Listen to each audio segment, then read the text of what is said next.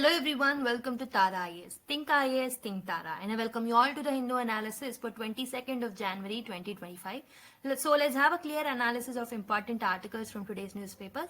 So దానికన్నా ముందు ఒక చిన్న డిస్క్లైమర్, మొత్తం వీడియో చూసిన తర్వాత మీకు వీడియో కనుక నచ్చినట్టయితే బెనిఫిషియబుల్గా ఉంటే డెఫినెట్లీ లైక్ చేయడం మర్చిపోద్దు and please subscribe to our channel and click the notification bell icon and give your feedback through the comment box. Okay. So these are the 19 articles that we are going to have a glance through today's newspaper. So before getting into the discussion of the index page, so let me tell you that print friendly PDF access అనేది మీకు Telegram channel ద్వారా available గా ఉంటుంది. You can have an access of that print friendly PDF, okay, from there. So మీకు PDF యొక్క link ఏదైతే ఉంటుందో that will be in the pinned comment అనమాట. Okay, so today 19 articles discuss చేయబోతున్నాము. ఒకటి వచ్చేసి యుఎస్ ఇండియా న్యూక్లియర్ డీల్ యొక్క analysis చూస్తాం, like success, failure and what are the missed opportunities అనేసి. ట్రంప్ 2.0లో ఎలాంటి చేంజెస్ రాబోతున్నాయని చూస్తాం. ద ప్రైజ్ ఆఫ్ సక్సెస్ అని చెప్పేసి కేరళ యొక్క డెమోగ్రఫిక్ అడ్వాంటేజ్ అనేది డిజాస్టర్స్ గా ఎలా మారిందనేది చూస్తాం. World has been changing for a while అని socio economic and political changes world లో ఎలా జరుగుతున్నాయి and what we need to do in order to adapt to these changes అనేది చూస్తాం. స్మార్ట్ సిటీస్ మిషన్ గురించి చూస్తాం, ఎస్పెషలీ సిక్కిం కేస్ స్టడీ చూస్తాం అనమాట. ఇక్కడ India France to work together on maritime surveillance in Indian Ocean region and India France discuss civil nuclear issues అని ఒకటి article రావడం జరిగింది. Will have a discussion on that. Anti venoms గురించి చూస్తాం, so snake bites యొక్క data కూడా చూస్తాం ఇక్కడ. Next undocumented migrants in US అనే దాన్ని జస్ట్ చూస్తాం అంతే. Next Trump declares end to US citizenship by birth అనేది చూస్తాం. సో ట్రంప్ డెసిజన్ ఏదైతే ఉంటుందో బ్రిక్స్ నేషన్స్ మీద, దాని వల్ల మన ఇండియన్ స్టాక్ మార్కెట్ అనేది డిక్లైన్ అవ్వడం జరిగింది, అది కూడా చూస్తాం. So ties must be viewed from a long term perspective Beijing అని ఒక ఆర్టికల్ రావడం జరిగింది. ఇండియా చైనా కొలాబరేషన్ గురించి ఉంటుంది, అది will look at that. Trump pulls US out of the global corporate tax deals. So most of the articles were revolving around the Trump anamata iroju. Need for policy and affordable bioethanol. Bioethanol yokka advantages అనేవి చూస్తాం. Note from Davos, will have a glance on so what is Davos summit and renewable energy Paris agreement. Trump exit అవుతున్నారు కాబట్టి దాని గురించి చూస్తాం. Data protection rules గురించి just ఒక glance ఇస్తాను, ఎందుకంటే we have discussed a lot of times. So rising illegal migration can upset India's poll mechanism అని ఒక ఆర్టికల్ రాయడం జరిగింది, will look at that. Nehru port గురించి చూస్తాం and also Gadkari makes a pitch for using composites for making water taxis. So composite materials water taxis లో ఎలా helpful అవుతాయని చూస్తాం. Okay, so these are the 19 articles that we're going to discuss from today's newspaper. So without any further delay let's start the video. So let us look at the first article. Time to seize the promise of the US-India nuclear deal అని ఒక article రావడం జరిగింది. So first of all let's see what is this US-India civil nuclear deal. ఈ agreement అనేది initial గా 2008లో finalise అవ్వడం జరిగింది అనమాట between both the countries and this was treated as a landmark agreement in US-India relationships. Okay, దీంట్లో ఏమవుతుంది అని అంటే this particular deal will allow India, okay, ఇది ఇండియాని అలౌ చేస్తుంది దేనికి, to access the nuclear fuel technology ఏదైతే ఉంటుందో దాన్ని. Okay, nuclear fuel and technology ఏదైతే ఉంటుందో from the US we can access. Okay, ఈ న్యూక్లియర్ టెక్నాలజీని మనం ఎక్కడ యూజ్ చేసుకోవాలంటే సివిలియన్ పర్పసెస్ కి యూజ్ చేసుకోవాలన్నమాట, like generating the nuclear power and all. Okay, I'm telling you once again, 2008లో మనం దీన్ని సైన్ చేసుకోవడం జరిగింది. This will allow India to use the nuclear fuel technology from the US, okay, for the usage of the civilian purposes. Okay, అంటే nuclear power generation లో దీంట్లో use చేసుకోవచ్చు అనమాట. ఓకే, సో అయితే this particular deal was a unique because India is not a signatory to the something called as NPT అనమాట, non proliferation ట్రీటీలో మనము sign చేయలేదు. సో ఇలా సైన్ చేయనప్పుడు we will not have a right. Okay, ఎన్పిటిలో సైన్ చేయని వాళ్ళకి ఆల్రెడీ న్యూక్లియర్ టెక్నాలజీ డెవలప్ చేసిన కంట్రీస్ తో, ఓకే, ఈవెన్ సివిలియన్ పర్పసెస్ లో కూడా మనం టెక్నాలజీ ఎక్స్చేంజ్ చేయలేమన్నమాట. But this particular deal with US will allow us to have an access of nuclear, okay, fuel technology with the US in order to use it for the civilian purposes anamata. That's why this particular treaty or deal is the unique one. So why it is significant? Enduku significant idi ee particular deal anedi? So it was a strategic partnership which will help in strengthening the US-India ties. Okay, India-US ties ni strengthen up cheyadaniki idi help ayindi.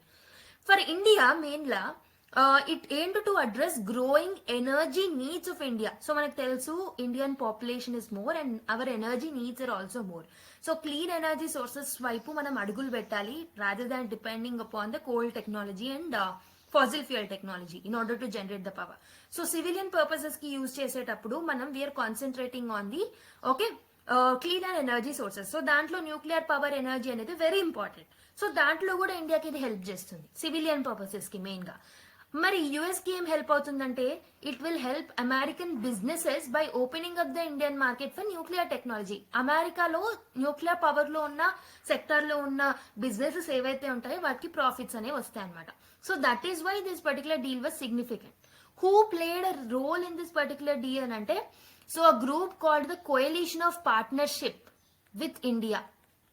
Okay, so coalition of partnership with India, which was consisting of America యొక్క businesses వాళ్ళు ఉన్నారు ఇందులో, and also Indian Americans ఉన్నారు ఇందులో, academics కి సంబంధించిన వాళ్ళు ఉన్నారు. So all of this the coalition of this particular partnership with India was okay playing a role in this particular deal అనమాట. Okay, George W Bush administration లో ఈ particular deal ని సైన్ చేసుకోవడం జరిగింది అనమాట. So he worked with US Congress to pass the laws allowing this particular agreement. So that is how this agreement was sign. So what are the achievements of this particular deal? ఈ particular ఆర్టికల్లో achievements గురించి మిగతా వాటి గురించి mention చేయడం జరిగింది. Okay, so if you look at the achievements of this particular deal, ఈ particular deal యొక్క అచీవ్మెంట్స్ చూసుకుంటే ఈ పర్టికులర్ డీల్ అనేది యుఎస్ ఇండియా రిలేషన్స్ ని స్ట్రెంథెన్ అప్ చేసింది. It allowed India to access the advanced nuclear technology. Okay, so despite its unique position outside the NPT, okay, that is non-proliferation treaty, and also India ki strategic gains ane vachai. Ee deal anedi India US cooperation ki mainly nuclear technology lo, energy and trade lo, and also defense lo possibilities ni a partnership ni inka strengthen chesindi anamata. And also మన యొక్క Faasil fuel డిపెండెన్సీని మనం తగ్గించుకోగలిగాం by promoting the cleaner form of energy. Okay, global impact చూసుకుంటే if you look at the global impact because of this treaty, so the deal legitimize the India's nuclear program without forcing it for the nuclear weapons అనమాట. Nuclear weapons ని మనం give up చేయకుండానే ఈ civilian deal కి మనం ఒప్పేసుకున్నాం, అంటే వాళ్ళు ఒప్పేసుకున్నారు. Okay, so we did not sign NPT, but still we were able to access the technology for the civilian purposes from the USA anamata. That is where this particular deal is very unique and cheppochu. Okay, but there are some challenges we have seen. First one is limited progress in the nuclear collaboration. ఈ deal sign చేసినాక కూడా ఇండియాకి US కి nuclear collaboration అనేది అంత మనం అనుకున్నంతగా expect చేసినంతగా రాలేదన్నమాట. India has not fully utilize the deal's potential. US companies ఏవైతే ఉన్నాయో they have not significantly participated in this nuclear reactors building in India. So next one is dependence on other countries. So Russia continued to dominate the India's nuclear sector, nuclear energy sector anamata. Okay, so India edaithe untundo it was very slow to expand the nuclear energy infrastructure, and manam still fossil fuels మీద coal మీద depend అవుతూనే వచ్చాము. So that is another challenge. And also slow implementation చూసాం, this is another challenge. So despite the initial excitement ఉన్నప్పటికీ both the countries have not moved quickly to implement the projects which are signed under this particular deal. So these are the challenges that we have faced. అయితే ఈ challenges ఏవైతే ఉన్నాయో, ఈ particular issues ఏవైతే ఉన్నాయో, so what are the challenges that are hindering these activities? So what is the issue? First of all what is the issue ఏంటంటే first one is so India civil liability for nuclear damage act అనేది మనం pass చేసాం 2010లో. ఈ particular చట్టం ఏంటంటే ఈ particular చట్టం ప్రకారం the suppliers of the nuclear technology, like for example the US companies are the suppliers of the nuclear technology కదా. ఒకవేళ న్యూక్లియర్ యాక్సిడెంట్ జరిగితే they will be liable for that particular damage అనమాట according to this act. Okay, I repeat it again. India civil liability for nuclear damage act of 2010 ఏం చెప్తుంది అని అంటే whoever is supplying the nuclear technology, they will be liable for the damages created because of the nuclear accidents. So దీని వల్ల US companies were not showing interest to invest in India in nuclear technology.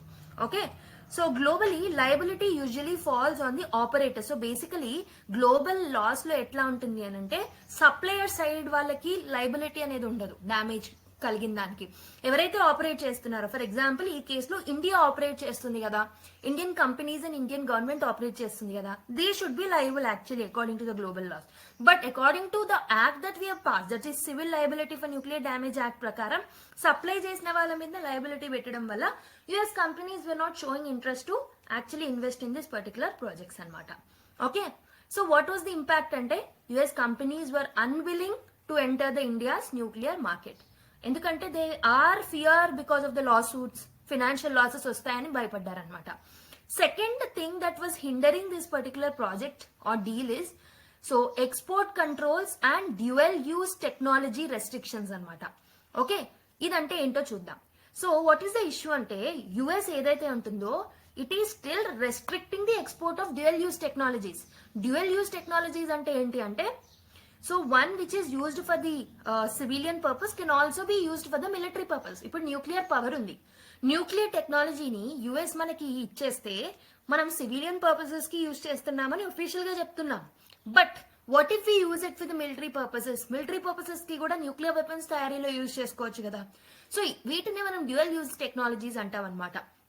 అయితే deal sign చేసుకున్నప్పటికీ US wants not showing interest to actually export the dual use technologies. That is where we were seeing the restriction, export controls అనేవి ఉన్నాయన్నమాట. So this was limiting India's access to advanced nuclear and defence technologies from the US. Okay, so what was the impact because of this అని అంటే so మన యొక్క potential అనేది reduce అయింది despite of this particular deal. Technology transfers అనేవి proper గా జరగలేదు. This was limiting the innovation అనమాట. So this is the second issue. Third issue ఏంటి? High cost and also US made reactors. So this is the third issue. What is this issue about? US made nuclear reactors ఏవైతే ఉన్నాయో these were expensive అనమాట. Okay, nuclear reactors of USA was expensive if you're compared with the other alternatives. For example, Russian reactors చూడండి, రష్యాకి సంబంధించిన renewable energy sources చూడండి, like that of the solar energy, wind energy and all. So వీటితో compare చేస్తే ఈ nuclear reactors అనేవి చాలా expensive గా ఉన్నాయి, especially the US nuclear reactors. Okay, so additionally ఇంకేంటంటే setting up of this US reactors require significant infrastructure changes within India also. So మన దగ్గర ఉన్న ఎగ్జిస్టింగ్ ఇన్ఫ్రాస్ట్రక్చర్ లో కూడా చాలా చేంజెస్ తీసుకురావాల్సిన అవసరం అయితే పడింది అనమాట. So because of this what was happened is India was finding it difficult to justify the high cost of the US reactors. Okay, cheaper options ఉన్నాక మనం ఓకే ఎక్స్పెన్సివ్ ఆప్షన్స్ కి ఎందుకు వెళ్ళలేం కదా. So that was the another challenge which was hindering the progress of this particular deal. What was the fourth thing? Fourth thing is technology and consumer issues అనమాట. Okay, technology and consumer issues. So US ఏం చేస్తుందంటే it was insisting on using its advance nuclear technology which will not align with the India's existing systems. Okay, ఖచ్చితంగా nuclear energy use చేయాలని it was insisting on us. But మనకు ప్రస్తుతం ఉన్న current systems ఏవైతే ఉన్నాయో existing systems, so that were not aligning with this ఏమంటారు insisting of the US కి align అవ్వట్లేదు అనమాట. So this was creating a technical hurdles and delays in the implementation of this project anamata. So these were the issues which were hindering the progress of this particular deal. Okay, so what was the current status? Ippudu prastutam dini yokka status enti? So Biden administration efforts anedi chuddam first. So Biden time lo Biden government was trying to revive the deal, but liability laws ఏవైతే ఇండియాలో ఉన్నాయో that I have told you already, ఆ laws కి కొంచెం భయపడ్డారనమాట. And they were fearing of the high cost. But a few US entities under the Biden administration are on India's restricted list అనమాట. So ఏంటంటే restricted list అనేవి ఉంటాయన్నమాట. So ఆ restricted list మన ఇండియన్ గవర్నమెంట్ ఇస్తుంది. ఆ రెస్ట్రిక్టెడ్ లిస్ట్ లో ఉన్న కంపెనీస్ తో ఇండియన్స్ ట్రేడ్ చేయొద్దు అనమాట with respect to nuclear technology. ఎందుకంటే మనకి కూడా మన ఓన్ సెక్యూరిటీ కన్సర్న్స్ అనేవి ఉంటాయి. So this was happening in the Biden administration. అయితే next one is India energy goals చూద్దాం. ఓకే, సో ప్రస్తుతం ఉన్న ఇండియన్ ఎనర్జీ గోల్స్ ఏవైతే ఉన్నాయో we are aiming to expand the nuclear energy because we want to meet our energy demands. Okay, Paris agreement లో INDC targets ఏవైతే మనం పెట్టుకుంటామో వాటి మీట్ అవ్వాలంటే definitely we have to diversify our energy options. Okay, we have to go towards the green energy options. However, limited US involvement was shown now. Because of that, we have seen the slow progress in the nuclear energy adoption anamata. So that is another thing. So now ప్రస్తుతం మనం Russia dominance ని కూడా చూస్తున్నాం with respect to nuclear technology. So Russian companies ఏవైతే ఉన్నాయో they are actually leading the suppliers side. Okay, suppliers ఎవరైతే ఉన్నారో Russian companies were leading the from the supply side with respect to the nuclear technology in India. కాబట్టి US యొక్క efforts ఏవైతే ఉన్నాయో అవి sideline అయిపోతున్నాయి because of the Russia's dominance. Okay, so what is the future potential? Future లో ఏం చేస్తే బాగుంటుంది అని అంటే definitely we have to address the energy challenges that are there. India's growing population ఏదైతే ఉంటుందో, ఇండస్ట్రియలైజేషన్ ఏదైతే ఉంటుందో, so this demands the cleaner and the reliable energy sources. Definite గా న్యూక్లియర్ పవర్ ఏదైతే ఉంటుందో ఇది మన డిపెండెన్స్ ఆన్ కోల్ ని తగ్గిస్తుంది అనమాట. అండ్ ఆల్సో మన క్లైమేట్ టార్గెట్స్ ని మనం ఈజీగా మీట్ అవ్వచ్చు. కాబట్టి we have to address the energy challenges that are existing now and we have to strengthen the US India ties. Okay, so liability risk, export controls ఏవైతే ఉన్నాయో వాటికి సంబంధించి అగ్రిమెంట్ సైన్ చేసుకొని we have to ease the provisions అనమాట. Okay, economic ties ని strengthen up చేయాలి between the two countries and we have to reduce the cost. Okay, India and US need to work together to make nuclear energy more affordable and compatible with the Indian standards. Okay, next, geopolitical significance. So a successful US-India nuclear partnership ఏదైతే ఉంటుందో this can reduce India's dependence on Russia. Definite గా China మీద కూడా మన డిపెండెన్సీని తగ్గించేసుకుంటాం because we want to progress with US with respect to the energy collaboration, right? So conclusion లో ఏం చెప్పొచ్చు అంటే యుఎస్ ఇండియా న్యూక్లియర్ డీల్ ఏదైతే ఉంటుందో దీనికి ట్రెమెండస్ పొటెన్షియల్ ఉంది. So this can transform our energy cooperation, మన బైలేటరల్ రిలేషన్స్ ని స్ట్రెంగ్థెన్ అప్ చేస్తుంది. But still there are certain challenges like liability laws ఉన్నాయని చెప్పాను, కాస్ట్ ఇష్యూస్ ఉన్నాయి, టెక్నాలజికల్ బ్యారియర్స్ ఉన్నాయి. You need to resolve together. Okay, by bilateral talks. Both the nations must work towards fully realizing the benefits of this particular historic agreement. Okay, so I hope you have understood the history behind this all. So okkasari I'll glance through what is there in the text form. Okay, historical. So basically the GS2 point of view lo important historical background చూసుకుంటే George bush administration లో mid 2000s లో మనం ఈ particular deal ని sign చేసుకోవడం జరిగింది because of the push that was done by George bush in the parliament of the USA. So key focus area was accessing, okay, making nuclear technology accessible to India from the US to use it in the civilian purposes anamata. Despite India not signing the NPT. Approval process చూసుకుంటే despite the initial resistance that we are facing from the US Congress over the fears of nuclear proliferation, a deal was gaining approval in 2008 anamata. Final ga 2008 lo deal was gaining the approval. So what are the provisions of the agreement? Civil nuclear facilities ఏవైతే ఉంటాయో they need to be separated from the military ones అనమాట. ఇండియాలో మనం మిలిటరీకి సంబంధించిన nuclear టెక్నాలజీని వేరే దగ్గర మనము డెవలప్ చేయాలి ఇప్పటి నుంచి. And also civilian nuclear facilities ని వేరే దగ్గర డెవలప్ చేయాలి. And they will B subjected to IAEA safe guards అనమాట. అటామిక్ ఎనర్జీ ఏజెన్సీ ఏదైతే ఉంటుందో దాని సేఫ్ గార్డ్స్ కి మనం రెస్ట్రిక్ట్ అయి ఉండాలన్నమాట. So this will enable civil nuclear commerce between US and India for peaceful energy use. So what is its context in the India-US relationship ante? This particular deal was symbolizing a transformation in the bilateral relations. Okay, Cold War tarvata. So this was strengthening up our the bilateral relations between both the countries anamata. So what is the significance of deal? So definite గా మన climate goals ని మనం meet అవ్వచ్చు because of this. Net zero goals ని meet అవ్వచ్చు. Strategic cooperation అనేది ఉంటుంది between both the countries. So both the countries can become strategic partners with respect to the nuclear technology, especially in defence and high technology sectors. We can counterbalance China's growing influence in Asia. Okay, and also economic impacts అనేవి ఉంటాయి. India energy market అనేది డెఫినెట్గా US companies కి help చేస్తుంది. And also they can boost the technology transfer and industrial partnership in energy infrastructure.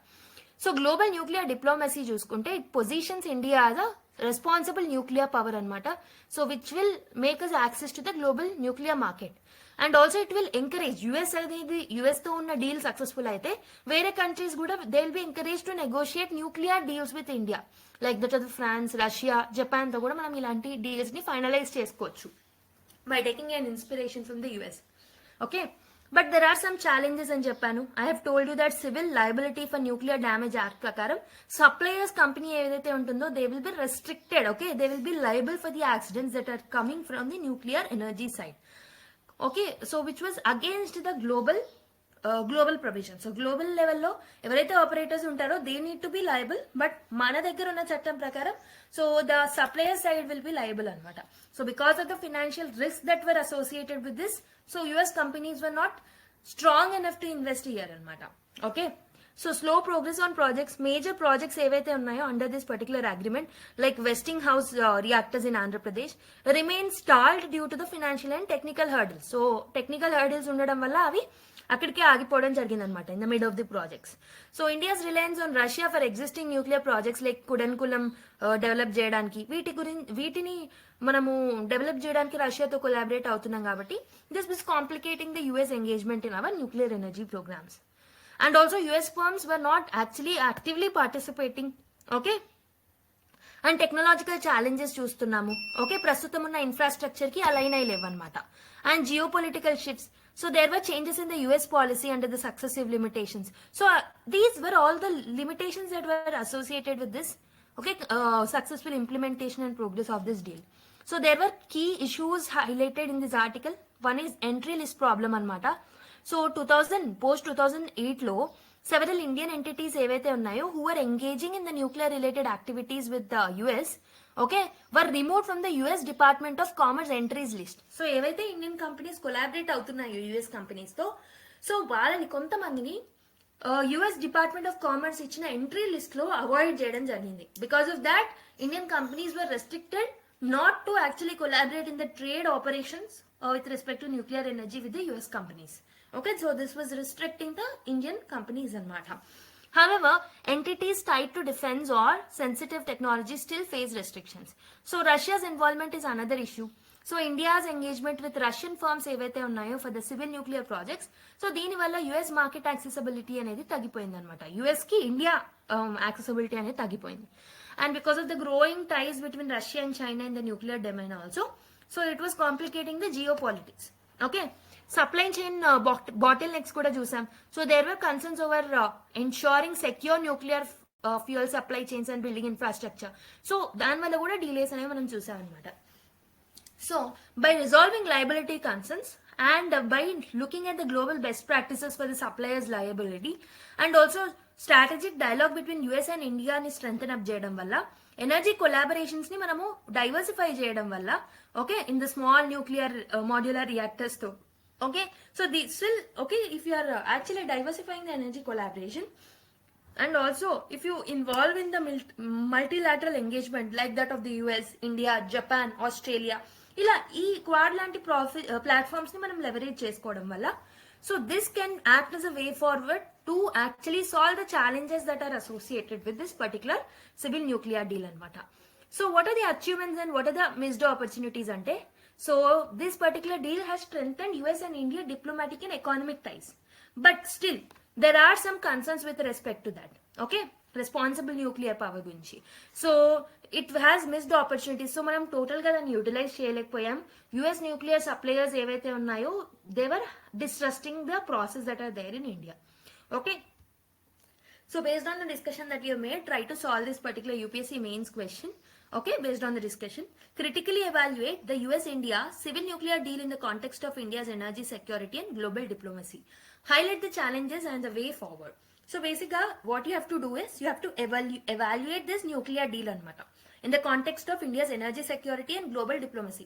In nuclear deal gurinchi introduction lo when it was signed అని చెప్పేసి మీరు ఒక brief introduction ఇచ్చేసి body part lo by writing the connecting statement before the body part by saying that there are some advantages that were there because of the India's civil nuclear deal అని చెప్పేసి you have to write the advantages that India has gained.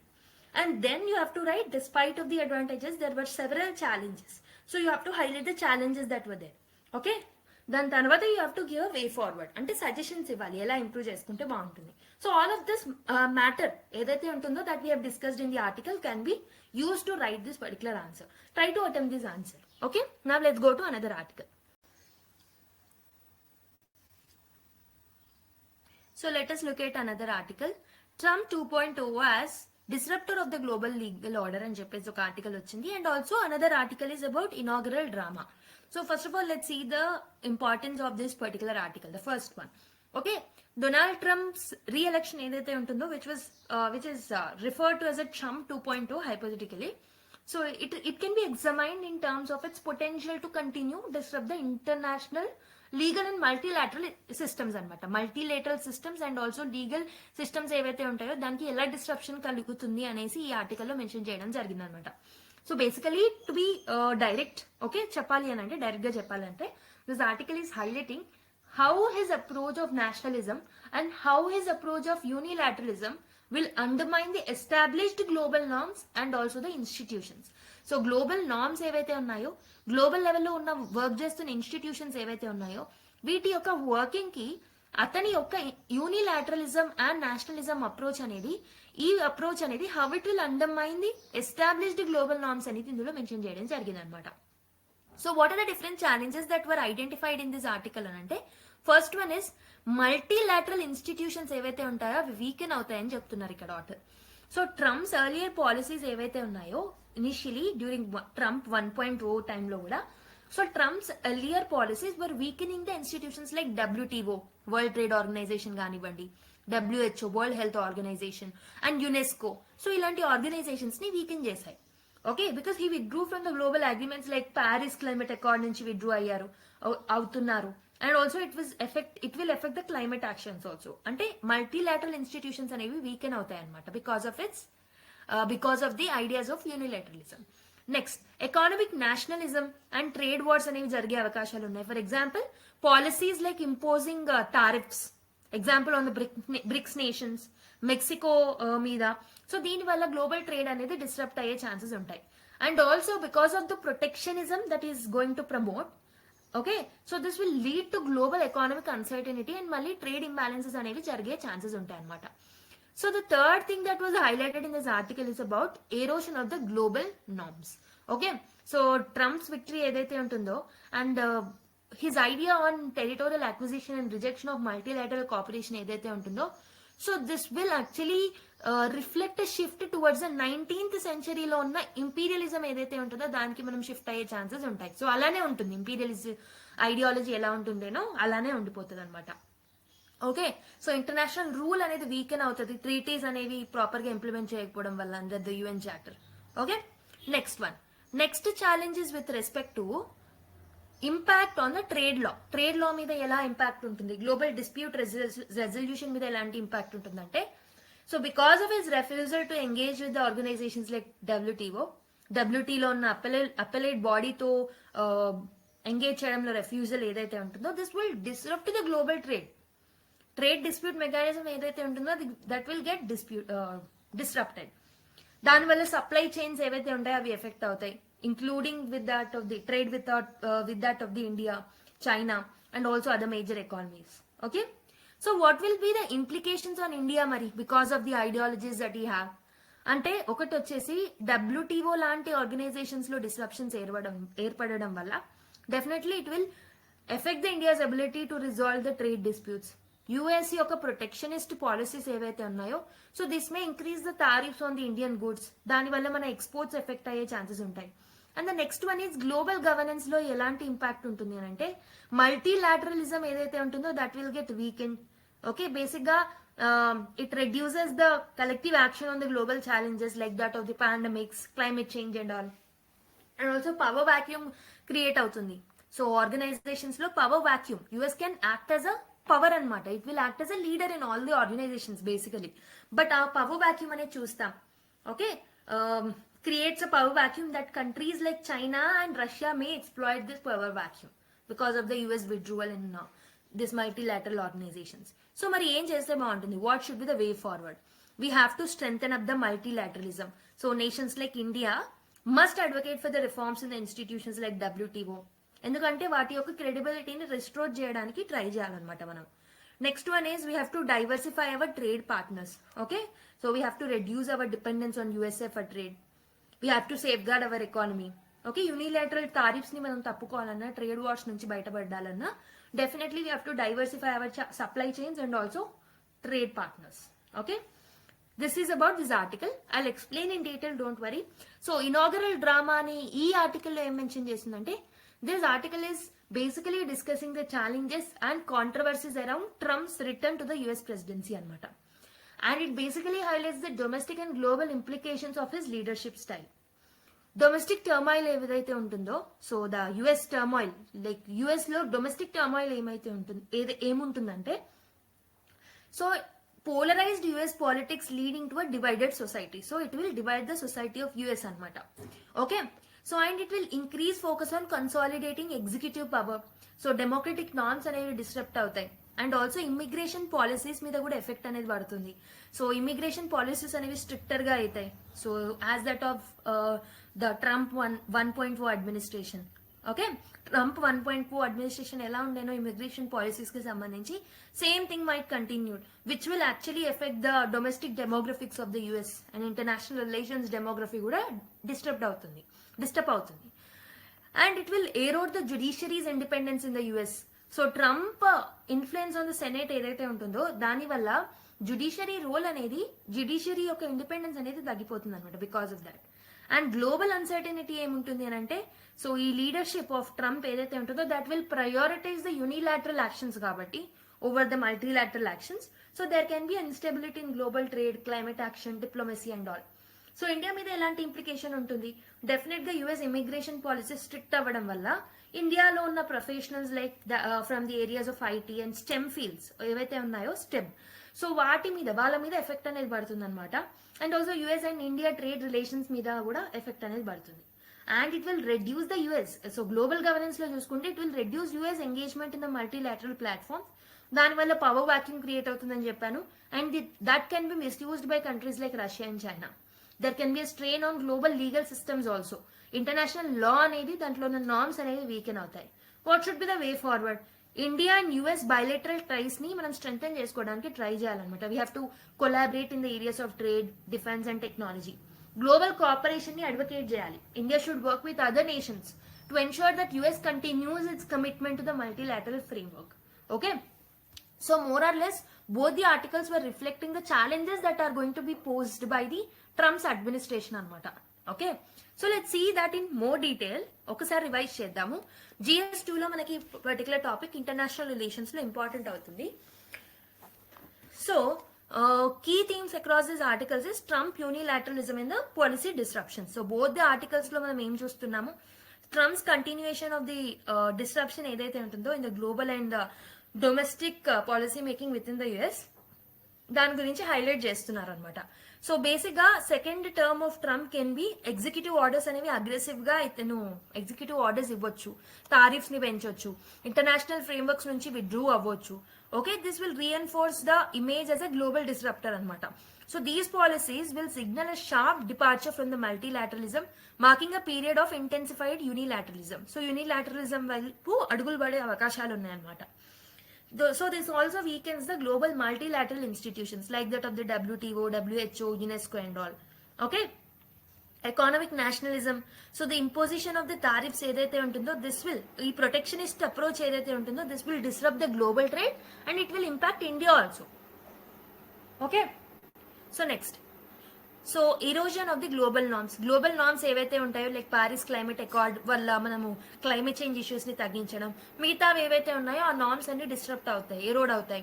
International trade and లా మీద impact అనేది పడుతుంది because of the high tariffs and because of the weakening of the multilateral institutions. Domestic and global power consolidation. Domestically Trump control over the Senate ఏదైతే ఉంటుందో అక్కడ ఉన్న judiciary independence అనేది disrupt అవుతుంది because of that. Okay, this may push for the unconventional policies in the US. So as you know, మనం ఎక్కువగా we are seeing the dollarization of the economy కాబట్టి most of the transactions in the world economy will be transacted in the terms of dollars కాబట్టి definitely any effect in the US will definitely impact India and also other countries. Okay, so challenges to global leadership. So while Trump's disruption create opportunities for the powers to fill the leadership, it also worsens the collective global responses to challenge the issues like climate change, health crisis, trade conflicts and all. Okay, next, so what are the implications for the global order? So regionalism perige chances untai. So Trump's retreat from the multilateralism will push nations towards the strengthening of the regional alliances like BRICS, quad లాంటివి స్ట్రెంగ్ అవుతాయి అనమాట. So that can act as an alternatives for the global frameworks. Okay, uncertainty in the global trade, definitely అక్కడ ఉన్న trade wars, Trump చేసే trade wars, tariff wars ఏవైతే ఉంటాయో that will actually create are side lines the WTO's efforts in maintaining the stable economic order. Geopolitical instability చూసే chances ఉంటాయి మనకి. So because of the Trump's power, definitely it will cause instability in the areas like South China Sea, Russia and Ukraine, etc. But what are the opportunities because of the power vacuum that is created? What are the opportunities for other nations? Multilateral institutions ni strengthen up kuda cheyochu. Countries like India and European Union evaithe unnayo, they can take a leadership roles in reforming and revitalizing the multilateral platforms. So UN lantivi, WTO lantivi manamu we can actually reform those institutions anamata. Okay, so expanding the regional collaboration, so BRICS, ASEAN and also మిగతా quad లాంటి groupings లో మనము we can increase the engagement and also regional cooperation ని మనం పెంచుకోవచ్చు. Global climate leadership, so US climate agreements నుంచి withdraw అయితే definitely countries like India can utilise this opportunity along with that of the European Union, China and Russia. They can take the leadership roles in global climate initiatives anamata. Those can be an opportunities for India and other countries and other emerging economies. So what should be the way forward for India? మనం multilateralism ని strengthen up చేయడానికి try చేయాలి. We have to do the reforms in the WTO, UN and all. Okay, we have to enhance the strategic autonomy. BRICS and Quad లాంటి countries తో మనము we have to engage with them. We have to mitigate the risk of protectionism also. India should advocate for a stable trade norms, and also we have to diversify our trade partnerships also. Okay, మొత్తం US మీద depend అవ్వకుండా we have to diversify our export potential to other countries as well. Okay, so this is about these two articles. I hope you have understood. Now let's go to another article. So let us look at another article. The price of success అని చెప్పేసి ఒక article రాయడం జరిగింది. Basically this article can be linked to GS1, population and associated issues, GS2 లో health and related issues, and the third one GS3 లో economic development and its impact on demographics లో link చేసుకోవచ్చు మీరు. Okay, so the key themes that were highlighted in this article is, first one is Kerala's demographic transition success story ఏదైతే ఉంటుందో in achieving the low fertility and mortality rates. This was highlighted in the article. కానీ దీంట్లో ఇంకేం mention చేశారంటే, despite of the success, okay, it has led to the unintended consequences also. For example rising MMR, maternal to mortality ratio ఏదైతే ఉంటుందో అది పెరుగుతుంది అని చూపెడుతున్నారు. And what are the challenges associated with the ageing population was also highlighted in this article. Okay, so let's see what are the challenges highlighted in this article ante, first thing is maternal mortality rate of Kerala is getting increased anamata. So what is MMR? So MMR ante it refers to number of maternal deaths. Okay, maternal deaths per 1 lakh live births anamata. Okay, 1 lakh live births ki enta mandi chanipotunnaru, how many maternal deaths that are there, it is nothing but MMR.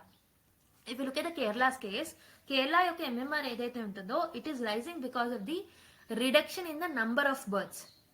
Okay, and not due to the healthcare facilities వల్ల కాదు, number of births reduction వల్ల మనకి అది తక్కువగా అనిపిస్తుంది అనమాట. Live births అనేవి తక్కువగా ఉన్నాయి కాబట్టి definitely so x/y is equal to z అనుకోండి. So this is a simple CSAT. Okay, you have to remember this. So z value ఎప్పుడు ఎక్కువ ఉంటుంది, అని అంటే ఐదర్ x వాల్యూ అనేది ఎక్కువగా ఉన్నా లేదా y వాల్యూ అనేది తక్కువగా ఉన్నా z వాల్యూ ఎక్కువ ఉంటుంది అనమాట. అయితే మనకి maternal deaths by number of live births అని అంటున్నాం కాబట్టి y వాల్యూ లైవ్ బర్త్స్ కాబట్టి లైవ్ బర్త్స్ తగ్గడం వల్ల మనకి MMR ఎక్కువగా కనబడుతుంది. I hope you have understood. So this is not due to the lack of health care facilities బాగున్నాయి, బట్ ఈ ఫార్ములాలో మనం క్యాలిక్యులేట్ చేసే ఫార్ములాలో ద ప్రపోర్షన్ ఆఫ్ పర్సెంటేజ్ అనేది ఎక్కువ అవుతుంది because of the limited live births అనమాట. Okay, so because of the fewer births, even a smaller number of the maternal deaths lead to the higher ratio. Okay, this is first thing that was highlighted. Second thing is replacement of the level fertility. Replacement level fertility గురించి దీంట్లో mention చేయడం జరిగింది. So replacement level fertility అంటే ఏంటంటే, so the total fertility rate ఎంత ఉంది, 2.1, which is considered as a replacement level అన్నమాట. Okay, so వేరే population replaces itself without growing or shrinking. Okay 2.1 is a fertility rate, that is nothing but it's 2.1 ఉంటే దాన్ని మనం replacement level fertility rate అంటాం అనమాట. So if you look at the Kerala's achievements, Kerala has achieved this replacement level of fertility in 1987 itself. 1987 లోనే దీన్ని achieve చేయడం జరిగింది, that is 2.1. Okay, which is well ahead of other states. So దీని వల్ల this was actually involved in the population stabilization phase in the year 1987. The third thing that was highlighted in this article is about political and economic anxiety in the southern states. So ఏమైంది అంటే southern states like that of the Kerala ఏవైతే ఉంటాయో which have sub replacement fertility rates, so 2.1 కన్నా తగ్గిపోవడం జరిగిందనమాట ఇప్పుడు ప్రస్తుతం replacement rate అనేది. దీనివల్ల పొలిటికల్ రిప్రజెంటేషన్ ఏదైతే ఉంటుందో because of the delimitation exercises and all based on the population that is there, దానివల్ల political representation of the southern state అనేది తగ్గిపోయింది అనమాట in the central government. Okay, so only fewer people in these states means are having a local Lok Sabha seats. Only కొంతమందికి Lok Sabha seats అనేవి రావడం జరిగింది. దానివల్ల so their potential of raising their voice in the national policy making is getting hampered. So that is another issue. Fourth one is aging population గురించి కూడా దీంట్లో mention చేయడం జరిగింది అనమాట. సో ఏజింగ్ పాపులేషన్ ఏముంది, because of the fertility rates అనేవి 2.1 అంటే ఇప్పుడు సబ్ రిప్లేస్మెంట్ రేట్ లో ఉన్నాం, 2.1 కన్నా తక్కువగా ఉండడం వల్ల. Okay, so because of the declining the fertility rates, definitely Kerala is seeing a rise in the elderly population. Dependency population and elderly population is getting increased anamata. So working age population decrease avadam valla definitely economic burden on the healthcare and social support system will get increased anamata. Okay, so దీని వల్ల elderly population వల్ల మనకి economic development జరగట్లేదు and ఉల్టా మనం pensions and all health care facilities లో ఎక్కువగా invest చేయాల్సి వస్తుంది కేరళలో. So that is another issue.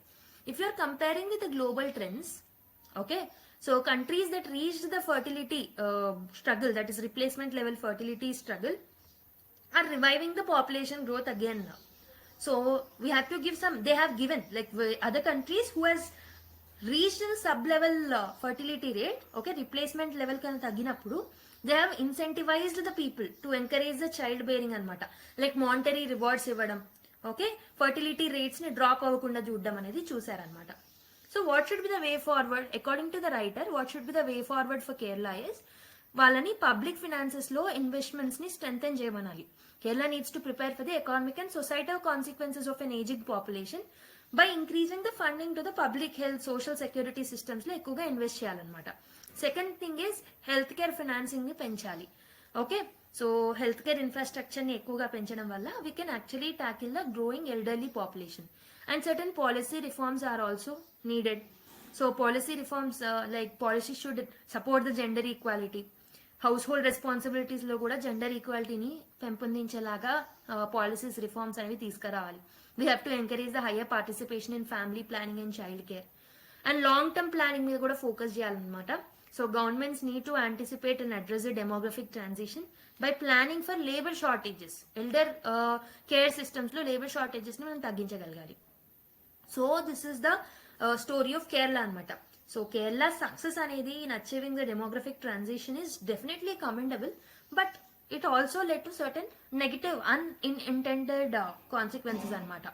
Progress ఉన్నప్పటికీ MMR రైజ్ అవ్వడం, ఏజింగ్ పాపులేషన్ గ్రోత్ అవ్వడం, ఓకే, ఫర్టిలిటీ రిప్లేస్మెంట్ లెవెల్ కన్నా తగ్గడం వల్ల ఏజింగ్ పాపులేషన్ గ్రో అవ్వడం, ఇవన్నీ చూసామన్నమాట. ఓకే, సో బేసిక్గా ఈ టాపిక్ ని GS1, GS2, GS3 లో కూడా మనం లింక్ చేసుకోవచ్చని చెప్పాను. సో ఫర్టిలిటీ రేట్ అనేది 2.1 1987 లోనే రీచ్ అయింది. సో MMR అంటే ఏంటో చెప్పాను. MMR క్యాలిక్యులేషన్ వల్ల, so because of the inversely proportional tendency, దానివల్ల మనకి ఏమైంది, ఓకే, మెటర్నల్ మోర్టాలిటీ రేట్ అనేది పెరిగిందని చెప్పాను. Okay, I have explain you in detail again, sorry already డీటెయిల్గా చెప్పాను.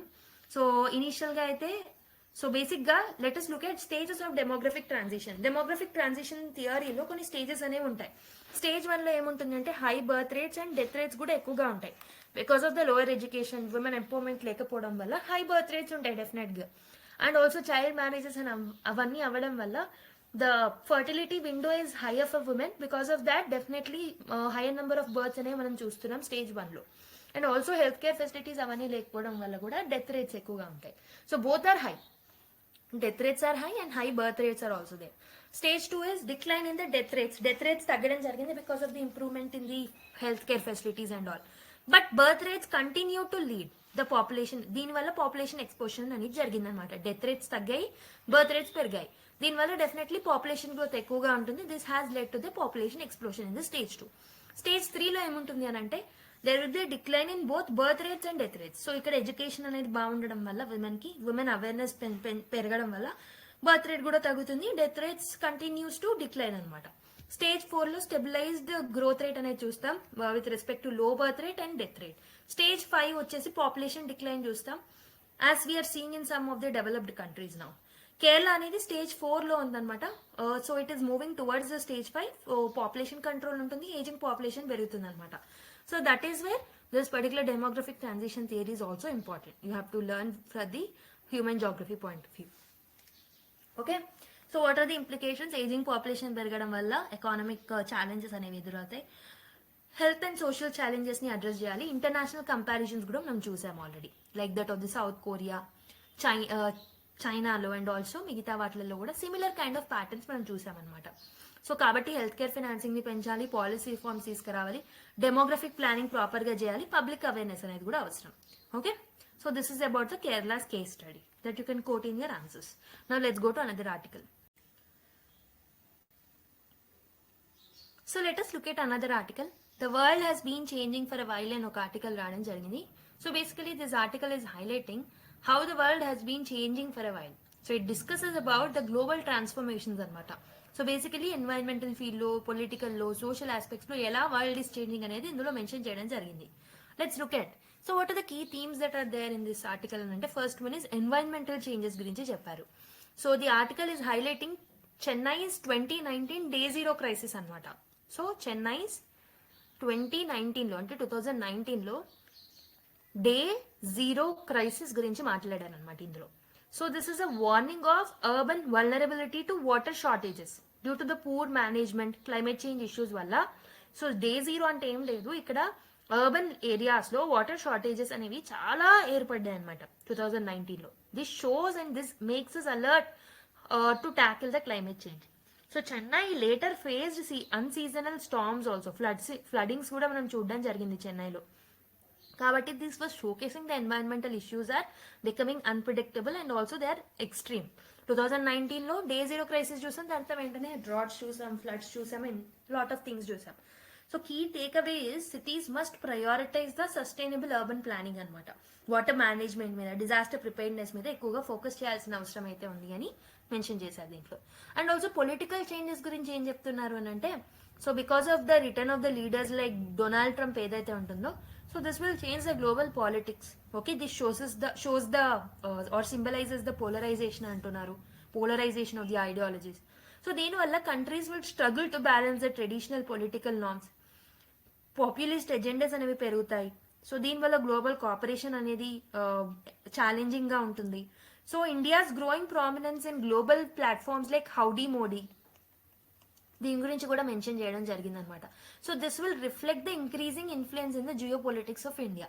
So this is some political change which was favourable towards India అనేది కూడా ఇందులో మెన్షన్ చేయడం జరిగింది. So this article also mention about socio cultural changes that are there. Okay, so there is a shift in the societal behavior. So because of the technology there is a shift in the behavior of the society. Social media మీద ఎక్కువగా focus చేస్తున్నారు, which is shaping the global opinions, ideologies మీద కూడా reflect పడుతుంది.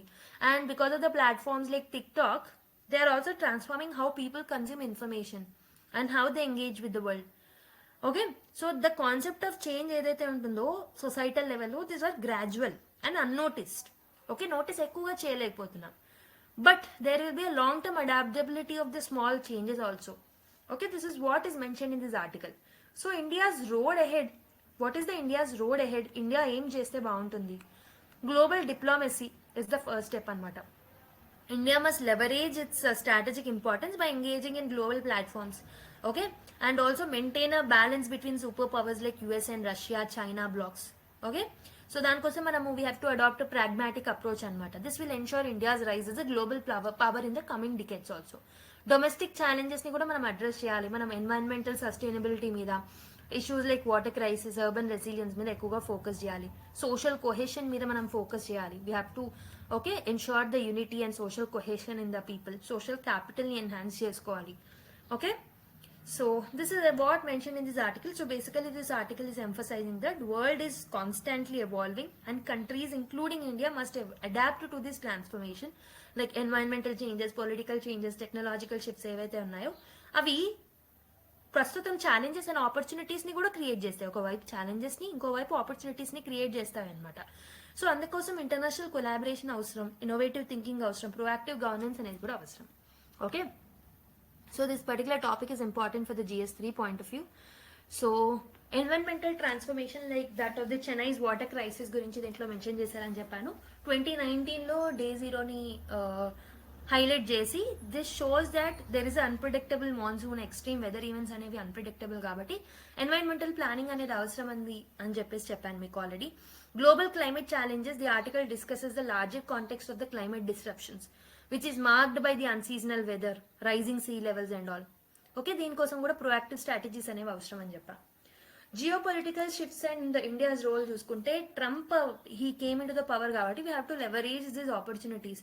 So India యొక్క balanced foreign policy and the external affairs minister highlighted that we have emphasised the pragmatic approach అనమాట. Global uncertainties ని కూడా మేము ఆపర్చునిటీగా యూజ్ చేసుకుంటున్నాం. ఇండియా స్ట్రాటజిక్ పొజిషన్ ఏదైతే ఉంటుందో in the areas like Quad, BRICS and also other areas, so this is very critical. Okay, very important. So strategic defence purchases example US Apache helicopters ని purchase చేసుకుంటున్నాం and also S-400 systems from Russia. This shows that we are having a balanced approach towards the super powers అనమాట. Okay, so there is a role of technology and communication. Transformative technologies ఏవైతే ఉంటాయో, okay, ఏవైతే social media, TikTok లాంటి platforms ఏవైతే ఉన్నాయో they are showing the gradual progress, gradual changes in the society which are creating challenges and which are creating an opportunity also. Okay, we have to put our eyesight. Okay, మన కన్నులు అనేవి అక్కడ పెట్టాలి. We have to put that eye on that particular areas, like what are the changes that are coming in the social sphere అనేసి. ఒకవేళ negative consequences ఉంటే దానికి తగ్గట్టు ముందుగానే స్టెప్స్ తీసుకోవాల్సిన అవసరం అయితే ఉంది. Okay, India must navigate the global economic shift also. Okay, for example, protectionism ఏవైతే ఉంటాయి వాటికి అగేన్స్ట్ గా ఏదైనా ఈ స్టెప్స్ అనేవి తీసుకోవాల్సిన అవసరం అయితే ఉందన్నమాట. But there are some key challenges. Environmental adaption అనేది కొంచెం ఛాలెంజింగ్ గా మారుతుంది. జియో పొలిటికల్ బ్యాలెన్సింగ్ అనేది ఒక ఛాలెంజ్ అండ్ ఆల్సో గ్లోబల్ లెవెల్లో పోలరైజేషన్ అనేది చూస్తున్నాం because of the Trump's 2.0 administration and all. So what should be the way forward? Environmental sustainability మీద మనం ఎక్కువగా ఫోకస్ చేయాలి. We have to leverage the platforms like COP and all. We have to strengthen the partnerships with the countries like BRICS, Quad and etcetera. Okay, మన defence and trade partnerships ని enhance చేసుకోవాలి. We have to leverage the technologies. Okay, we have to regulate the use of the disruptive technologies also. So in order to curb the polarization, ethical governance ni ensure cheyali manamu. Okay, so these are the steps that India can take, okay, in order to adapt to the changes that are there in the different spheres. Okay, now let's go to another article. So what is the status of smart cities mission అని ఒక article రావడం జరిగింది. So let's analyse this article in detail. ఇది మనకి GS2లో governance issues related to urban development and public services లో ఈ topic ని లింక్ చేసుకోవచ్చు. So what are the objectives and vision of this smart cities mission ante? The mission was launched in 2015 which will aim to develop 100 smart cities anamata. Okay, ee smart cities ni light houses ga manam transform cheyali for urban transformation. The key components include pan city IT enabled solutions, for example mobility ki, waste management ki IT enabled solutions ni develop chestamu ee smart cities lo. Area based development అనేది చేస్తాం అనమాట. Like retrofitting, redevelopment in specific zones will be done. Okay, but there are some challenges that were highlighted in the article with respect to this mission. So these particular mission and this particular features of the mission are bypassing the local governance అనమాట. So governance are shifted to the special purpose vehicles and the companies act sidelining the municipal council. So basic గా దీనికోసం special purpose vehicles ని create చేసి వాటి ద్వారా ఈ scheme ని implement చేస్తున్నారు rather than giving this power to the municipal councils అనమాట. So there is a bypass of the local governance. So this approach led to limited local accountability and this will reduce the public participation. Next one is unrealistic planning అనేది చూస్తున్నాం. So because of the heavy reliance on the internet of things and unsuitable for Indian cities, lacking back infrastructure like water and sanitation. So basic infrastructure like water, sanitation ఏదైతే ఉంటుందో వాటి యొక్క accessibility అనేది అందరికీ ఉండట్లేదు అనమాట, because of the heavy reliance on the internet of things. Okay, over emphasis on smart technologies rather than addressing the fundamental urban issues is another reason or another challenge. Resource misallocation, funds ఏవైతే ఉన్నాయో these are allocated only for the non-critical projects. Okay, 2 crore was spent on flower pots in Shimla rather than addressing the traffic congestion and housing. So basic necessities ఏవైతే ఉన్నాయో వాటి మీద spend చేయకుండా, so more of them are spending in the non-critical projects అన్నమాట. As of now, only 24% of the allocated budget has been utilized in the Shimla అన్నమాట. You can quote like examples like this in order to substantiate your points in the answer. Okay, poor execution, project timelines ఏవైతే ఉన్నాయో they are being delayed, and we are seeing lack of monitoring, and we are seeing the failures to meet the original goals, with many cities seeing no noticeable transformation. Okay, if you look at the case study that was mentioned in the article, that is with respect to Shimla. So proposed projects ఎన్ని ఉన్నాయంటే retrofitting of 244 acres for transport corridors, eco tourism, and also water management కి okay ఇవన్నీ changes తీసుకురావాలనుకున్నారు. But and also they were focusing on pedestrian friendly roads, underground parking, but outcomes ఏమున్నాయంటే lot of the funds were misused. For example, 2 crores flower pots మీద spend చేయడం. Okay, traffic issues ఇంకా worsen అవ్వడం అనేది another issue. So worsen congestion due to the lack of mobility solutions, and there was no tangible improvement in the urban infrastructure. So ఇలా misutilisation of the funds is an issue. So this was the case study that was mentioned in the article. మరి ఏం చేస్తే బాగుంటుంది, what should be the way forward? We have to strengthen the urban governance.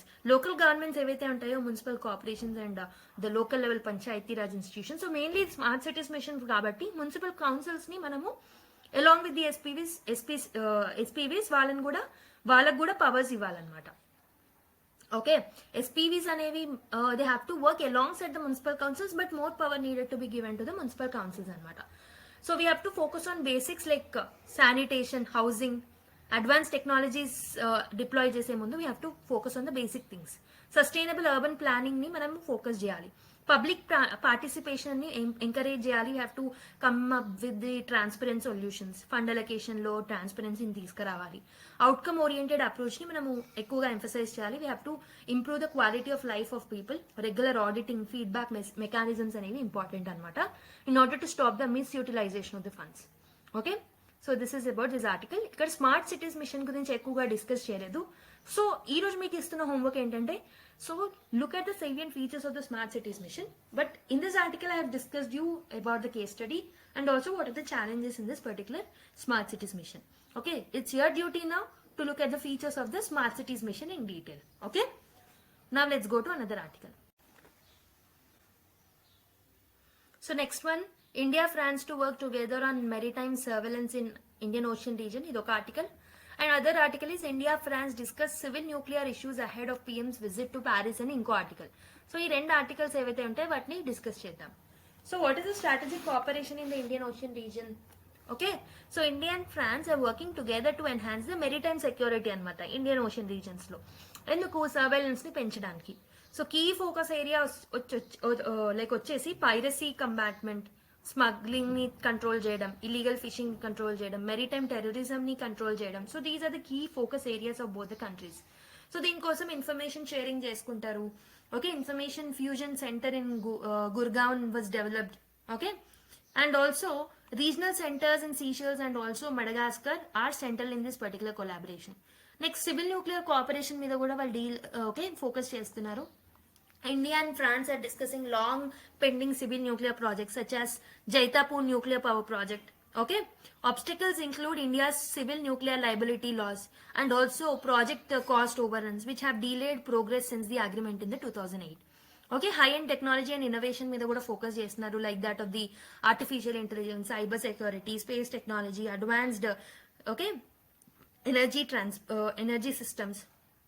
ఈ discussions ఏవైతే ఉన్నాయో these align with the India's goals of the strategic autonomy, and it will focus on France focus on the defence and technology collaboration అనమాట. So France is somewhere here and also India is here, we know that. Okay, and also ఇంకొకటి ఏంటంటే both are focusing on a comprehensive partnership. So two articles look, these two articles are reflecting the broadening scope of India France ties anmata. So we are focusing on defense, nuclear energy, maritime security and also technological innovation. So మన global level challenges, regional level challenges ని address చేయడానికి కూడా like that of these climate change, security threats, energy transitions, so వీటి మీద కూడా మనం focus చేస్తున్నాం. Geopolitical context చూసుకుంటే, so France presence in the Indian Ocean regions will align with the Indo Pacific strategy అనమాట. China's growing influence ని మనం counter చేయొచ్చు. We can collaborate with France in the areas of nuclear energy. Okay, we can highlight the France role as a key partner in India's energy diversification efforts. And also, Prime Minister is going to visit the Paris.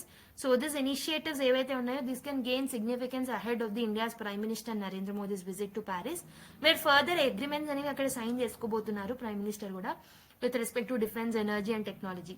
Okay, which will be finalized after his visit. We'll look at the things again in the newspaper, definitely after the visit. Okay. Which of the following statements regarding Indo-France cooperation is correct? So solve this question. The Jaitapur nuclear power project discussed between India and France is delayed due to the high project costs and India's civil liability laws.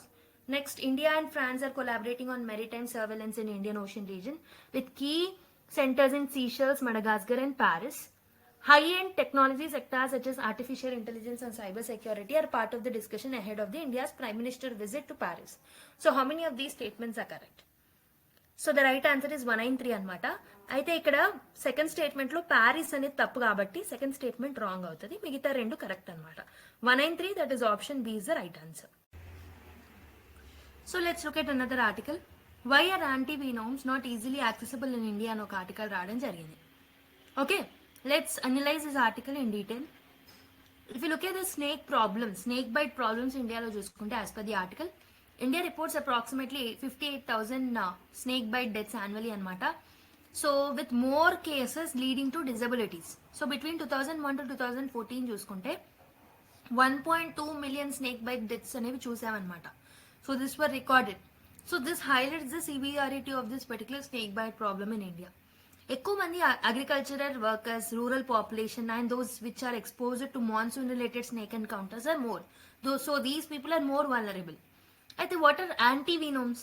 యాంటీవీనోమ్స్ అంటే these are the life saving medications అనమాట. Animal immune responses నుంచి మనం వీటిని derive చేసాం. Okay, they will act as a venom toxin to act against venom toxins. Okay, basically snake bite కి ఈ particular antivenoms అనేవి useful అవుతాయి అనమాట. So they neutralises the toxin by binding to them. So basically antivenoms అనేవి venoms తో connect అయిపోయి they will neutralise the toxins that are there inside it. So దీని వల్ల బాడీ డిఫెన్స్ మెకానిజం అనేది strengthen అవుతుంది. So this will polyvalent antivenoms are commonly used in India but are less effective against the rare snake species. Okay, rare కొన్ని snake species కి ఇవి particular ఈ యాంటీవీనోమ్స్, the పాలీవాలెంట్ యాంటీవీనోమ్స్ అనేవి effective గా వర్క్ చేయట్లేదు అనమాట, which were used in India. So what is the challenges in accessibility? So ఒకటి వచ్చేసి లాజిస్టికల్ ఇష్యూస్. వీనోమ్స్ కి కోల్డ్ స్టోరేజ్ ఫెసిలిటీస్ అనేవి కావాలన్నమాట, which were lacking in the rural health care facilities. So delayed access to healthcare facilities due to long travel distance in the remote areas will cause death of more people. Health infrastructure ledu. Uneven healthcare distribution limits the timely availability of the antivenoms. Cultural superstitions kuda chusam because of the lack of awareness. So kabatti proper treatment lo delay ane చూస్తున్నాం. Cost and supply chain constraints like antivenom protection అనేది చాలా expensive అనమాట. దానివల్ల this will limit the accessibility of that and economically weaker sections కి ఇది accessible గా ఉండట్లేదు. And degradation of antivenoms due to improper storages further exacerbates the issue. Storages and facilities లేకపోవడం వల్ల ఈ ప్రాబ్లం అనేది ఇంటెన్సిఫై అవుతుంది అనమాట. So these are the issues with respect to antivenoms availability.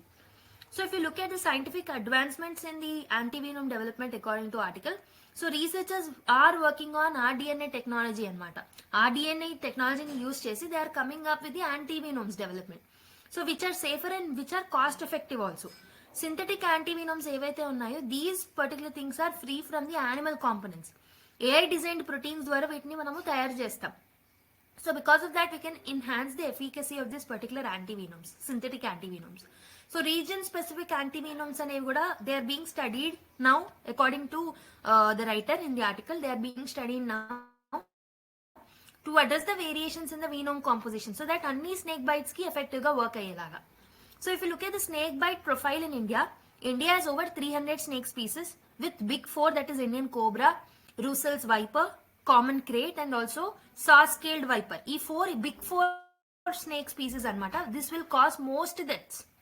So emerging threats include less common but dangerous species like king cobra and humper nosed pit viper. కాబట్టి వీటి నుంచి కూడా ఎమర్జింగ్ థ్రెట్స్ ఉన్నాయి కాబట్టి you have to look forward in order to develop with the rDNA technology the antivenoms so that we can make it more accessible and also ఏంటంటే చాలా mortality రేట్ని తగ్గించవచ్చు. Way forward is improving infrastructure, cold storage facilities ని antivenom preservation కోసం పెంచాలి. Awareness and training అనేది important so that early intervention and medical intervention వల్ల we can save the lives of the people. Research and innovation అనేది important. Region specific antivenoms, region specific snake species ఏవైతే ఉన్నాయో వాటికి against గా antivenoms develop చేయడం more important అనమాట. దీనికోసం government కూడా సపోర్ట్ చేయాలి. Okay, I hope you have understood this article in detail. Okay, now let's go to another one. Let's look at another article. Undocumented migrants in US, vital workforce, low criminality అని ఒక article రావడం జరిగింది. ఇది మనకి detailed గా అవసరం లేదు. Will look at just the gist of the article. 80% of the undocumented migrants ఎవరైతే యుఎస్ లో ఉన్నారో have lived there for over a decade నుంచి అక్కడే స్టే చేస్తున్నారు. It is estimated according to article that 11 to 14 million undocumented migrants ఉన్నారంట US లో, including 1,25,000 out of this 11 to 14 million people, 1,25,000 are Indians. 5.5 million undocumented workers contribute to the key sectors like construction, agriculture, essential services and retail. Okay, అయితే ఈ crime rate ఏదైతే ఉంటుందో among this undocumented migrants are lower than US born citizens. US born citizens ఎక్కువగా crimes లో పాల్గొంటున్నారు అనమాట. Immigration court faces 3.5 million backlogged cases as of financial year 2024. Deporting long term migrants threatens US labour markets and also economic stability. So migrants అనేవాళ్ళు these are indispensable for industries like sanitation, health care and also the infrastructure. So this is just a gist of the data that is provided in the article. Okay, detailed explanation is not needed because the Indian context is kaadu kabatti not detailed explanation is not needed to us. Okay, next is Trump declares end to US citizenship by birth. Okay, so let's analyze this article. So what is the executive action that was brought by Trump? President Donald Trump signed an executive order ending birthright citizenship anamata. Birthright citizenship ni end cheyadam jarigindi, which would affect thousands of Indian professionals on H1B and other temporary visas ఏవైతే ఉంటాయో వాటికి సంబంధించిన వాళ్ళ మీద effect అనేది పడుతుంది అనమాట. దీనివల్ల కొన్ని లీగల్ ఛాలెంజెస్ ఉంటాయి with 18 democratic led states already filing lawsuits against it. ఈ డెసిజన్ మీద ఆల్రెడీ 18 డెమోక్రటిక్ లెడ్ స్టేట్స్ అనేవి దే ఫైల్డ్ ద కేసెస్ అనమాట. So what will be the impact on Indians? Definitely 7.25 lakh Indians ఎవరైతే ఉన్నారో who are undocumented or who are illegal migrants ఎవరైతే ఉన్నారో in the US part with 18,000 marked for the final list of removal or deportation. The policy threatens the future of Indian families who are hoping to raise their children as US citizens. So అక్కడ పుట్టినంత మాత్రాన వీళ్ళకి temporary visas ఉంటే definitely it will not help them to get the grand the citizenship of US to the children అనమాట. So that is another update. Next, Indian stocks hit as Trump hints at 100% tariffs on BRICS nations. So BRICS nations మీద 100% tariffs పెడతాము అన్న ఒక ఆలోచనతో ఉన్నారు కాబట్టి so that has created India stock markets అనమాట. Okay, Indian stock markets ని effect అనేది చేసింది. So Indian stock markets have experience sharp decline following the Trump's announcement. So Bombay ఈ బిఎస్సి సెన్సెక్స్ ఏదైతే ఉంటుందో so this Sensex dropped 1,235 points like drop అవ్వడం జరిగింది, closing at 75,838, 7 months లో అని చెప్పొచ్చు. అండ్ ఎన్ఎస్సి నిఫ్టీ ప్రకారం చూసుకుంటే కూడా that has fallen by 320 points. Okay, which is closing at 23,024. So ఈ నంబర్స్ నాట్ ఇంపార్టెంట్. సో ఈ బ్రిక్స్ నేషన్స్ మీద టారిఫ్స్ విధిస్తాము అన్న ఒక డెసిజనే మన స్టాక్ మార్కెట్ ని పడేలాగా చేసిందని గుర్తుపెట్టుకుంటే చాలు. If you look at the sectoral performance, all sector indices ended in the red with mind map and also small cap stocks witnessing a 2.3 decline. So అన్ని sectors లో decline అనేది చూసాము. Reason for the drop is definitely the sharp downturn is attributed to Trump's 100% tariff threat on BRIC nations, including India. Okay, for any shift to non-dollar transactions. So basically, while non-dollar transactions like de-dollarizations మీద దృష్టి పెడితే మాత్రం 100% tariffs ని విధిస్తామని చెప్పేసి ఒక statement ఇవ్వడం వల్లనే stock market పడిపోయింది అనమాట. Okay, investor sentiment was further dampened by concerns along the global trade tensions also. So this is about this issue. Only ఏం లేదు, ఆ పర్టికులర్ బ్రిక్ నేషన్స్ మీద టారిఫ్స్ విధించడం వల్ల మన స్టాక్ మార్కెట్ డిక్లైన్ అయిందని గుర్తుపెట్టుకుంటే చాలు. Okay, so Nifty points and also Sensex కూడా పడిపోయింది. So let's analyze another article. Competent to judge Indus Water Treaty dispute, says World Bank neutral expert. Okay, so let's analyze the article. So if you look at the background of Indus Water Treaty, which was signed in the year 1960. So basically this will govern sharing of water, Indus water between India and Pakistan anamata. And also World Bank will mediate it with certain provisions for the dispute resolution as well. So issues అనేవి ఎందుకు rise అయ్యాయంటే due to the hydro power electric projects ఏవైతే ఉంటాయో India ఈ rivers మీద construct చేయడం వల్ల, okay, so built by India on rivers allocated to Pakistan. So Pakistan కి అలొకేట్ చేసిన రివర్స్ మీద హైడ్రో ఎలక్ట్రిక్ ప్రాజెక్ట్స్ ని మనం బిల్డ్ చేయడం వల్ల issues again risen up. So what is the role of the neutral expert? So neutral expert ఎవరైతే ఉంటారో World Bank లో, so that person he's told that we are competent enough to deal this topic అని చెప్పేసి చెప్పారనమాట. So who is neutral expert ante the World Bank appointed neutral expert Michael Lino stated he is competent to decide technical disputes regarding the hydroelectric projects like Kishan Ganga and Ratil anamata. The decision does not override the role of the court of arbitration but focuses on specific technical disagreements అని చెప్పేసి అంతని చెప్పడం జరిగింది అనమాట. What is the India stance ante? India welcomed the statement that is given by the neutral expert of the World Bank to renegotiate the treaty. India maintains that disputes should follow the sequential resolution mechanisms also. ఈ disputes కి resolution mechanisms ని కూడా మీరే ఇవ్వాలి అని చెప్పినట్టు చెప్పింది అనమాట. So there will be a discussion on the permanent Indus commission. If unresolved, the matter goes to the neutral expert. So first ఏమవుతుంది అంటే ఏదైనా ప్రాబ్లం ఉన్నప్పుడు పర్మనెంట్ ఇండస్ కమిషన్ కి వెళ్తుంది ఇష్యూ. దాని తర్వాత అక్కడ అన్రిజాల్వ్ అయితే న్యూట్రల్ ఎక్స్పర్ట్ దాన్ని డీల్ చేస్తారు. Okay, further escalation of this issue will lead to the involvement of the court of arbitration anamata if needed. Okay, so I hope you have understood the series of events through which this particular matters will be settled. Pakistan's actions చూసుకుంటే Pakistan moved to the court of arbitration in 2016 without exhausting the prior mechanisms. అంటే దానికన్నా ముందున్న mechanisms ని solve చేయకుండానే, implement చేయకుండానే it has went to the final step that is court of arbitration, citing that India hydro power projects ఏవైతే ఉన్నాయో on the rivers of Pakistan are violating the treaty ani. So India sees parallel proceedings at both the neutral expert and also the court of arbitration lo kuda manamu we are actually seeing the parallel proceedings anamata because of the breach of treaty's terms. So what are the current developments? January 2023 nunchi India has written 4 times to Pakistan for renegotiation of the treaty, but formal response Pakistan nunchi asalu ఏది రాలేదన్నమాట. So both neutral expert and court of arbitration కి సంబంధించి World Bank is now facilitating the solutions అనమాట. Okay, so through though India supported the simultaneous processes, India opposes the simultaneous processes.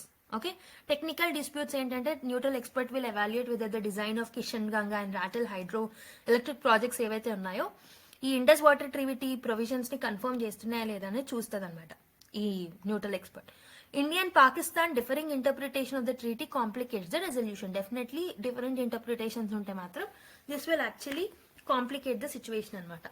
You can look at this Indus water lo there are a lot of tributaries like Indus, Jhelum, Chenab, okay, Ravi, Sutlej and Beas. Okay, so basic ga meeku oka chinna question, what are the rivers that are allocated to Pakistan under the Indus water treaty and what are the rivers that are tributaries that are allocated to India? So dani meeru comment cheyalsina avasaram aithe undi. So that is another homework to you. So this is the second homework to you. Okay, now let's go to another article. So now let us look at some smaller articles. Ties must be viewed from a long term perspective. Beijing and oka article raadam jarigindi anamata. Okay, so China's perspective on India China relation emundi anedi indulo mention chesaru. Let's see. The China's foreign ministry ఏం చెప్పారు అంటే he has emphasized handling bilateral relationships from strategic height and long term perspectives ని ఆలోచించుకొని మన bilateral talks ని నిర్వహించాలి అని చెప్పేసి చెప్పారనమాట. So he has called for a stability and development, urging both the nations to work towards the harmonious cooperation. So Jaishankar ఏం remarks ఇచ్చారు అంటే external affairs minister S Jaishankar highlighted post misreadings of India China ties driven by either idealism or lack of real politics. So he stated that post 2020 border tensions ఏవైతే ఉంటాయో this demanded deeper thought on long term evolution of the bilateral ties. So what are the key statements that are made by China? Mutual trust and respect అనమాట.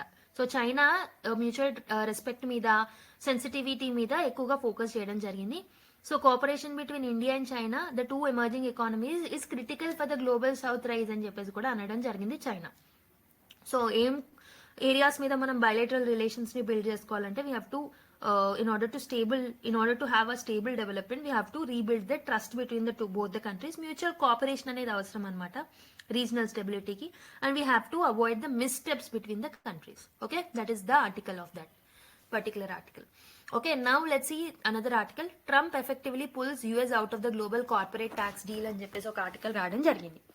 So the global corporate minimum tax deal ఏదైతే fix చేసుకున్నారో 15% కి, which was negotiated in the year 2021, which was under the Biden agreement with nearly 140 countries తో finalize చేసుకోవడం జరిగింది అనమాట, which is known as global corporate minimum tax deal అంటాం దాన్ని. అయితే ట్రంప్ డిక్లేర్ దట్ ఈ అగ్రిమెంట్ ఏదైతే ఉంటుందో it has no force or effect in the US, కాబట్టి అమెరికా పార్టిసిపేషన్ అనేది అందులో నుంచి విత్డ్రా అవుతుందని చెప్పడం జరిగింది అనమాట. So what are the key directives that are given? So Trump instructed the US Treasury to prepare protective measures against the countries implementing the global tax, citing potential harm to American business. So American business ki American sentiments ni hit chestundi ee particular deal అని చెప్పేసి దాంట్లో నుంచి withdraw అవుదామని చెప్పేసి చెప్పారు. So this memo reaffirms US sovereignty and economic competitiveness, criticizing the deal as counterproductive. US tax policies. So US has roughly 10% global minimum tax అనమాట, which was established under the Trump administration in 2017. So Congress never approved the compliance measures to meet the 15% global minimum tax కి కాంగ్రెస్ ఎప్పుడు ఒప్పుకోలేదని చెప్పేసి అంటున్నారనమాట, leaving the US non compliant. Okay, 15% taxation ని, minimum taxation ని అసలు కాంగ్రెస్ అనేది ఎప్పుడు ఒప్పుకోలేదు. So if you look at the global implications, retaliatory taxes అనేవి పెరుగుతాయి. So countries adopting the global minimum tax like that of the UK, European Union ఏవైతే ఉన్నాయో, they may impose top up taxes now on the US companies which are paying the lower interest. And Trump's memo ఏదైతే ఉంటుందో this is warning the retaliatory international tax regimes which is targeting the American firms. Digital services taxes అనేవి ఉంటాయి. Withdrawal of this US from this global corporate tax may revive unilateral digital taxes అనమాట by countries like Italy, France, Turkey. వాళ్ళ own taxes ని విధించే అవకాశాలు ఉంటాయి, which will target the US tech giants especially such as Meta and Apple. And there are some OECD negotiations also. The global tax deal aimed to redistribute the taxing rights for multilateral corporations in the countries where they operate and unilateral digital tax practices. So basically ఈ minimum tax ఏదైతే ఉంటుందో, ఈ corporate tax అనేది ఎందుకు తీసుకొచ్చారంటే, so ప్రతి కంట్రీకి వాళ్ళ own tax practices అనేవి ఉండకుండా సో ఒక యూనిఫామ్ ట్యాక్స్ ప్రాక్టీసెస్ ఉండాలి అని చెప్పేసి ఒక ఆలోచనతో దీన్ని తీసుకొచ్చారు. And US absence from this corporate tax will undermine the goals of this very vision of this global minimum taxation system. Okay, దానివల్ల ఎఫెక్ట్ అనేది అన్ని కంట్రీస్ మీద పడుతుంది అనమాట. Okay, so now let's go to another article. Need policy for affordable bio ethanol అని ఒక article రావడం జరిగింది. So what is advantages of bio ethanol? Bio ethanol అనేది కార్బన్ న్యూట్రాలిటీకి హెల్ప్ చేస్తుంది అనమాట.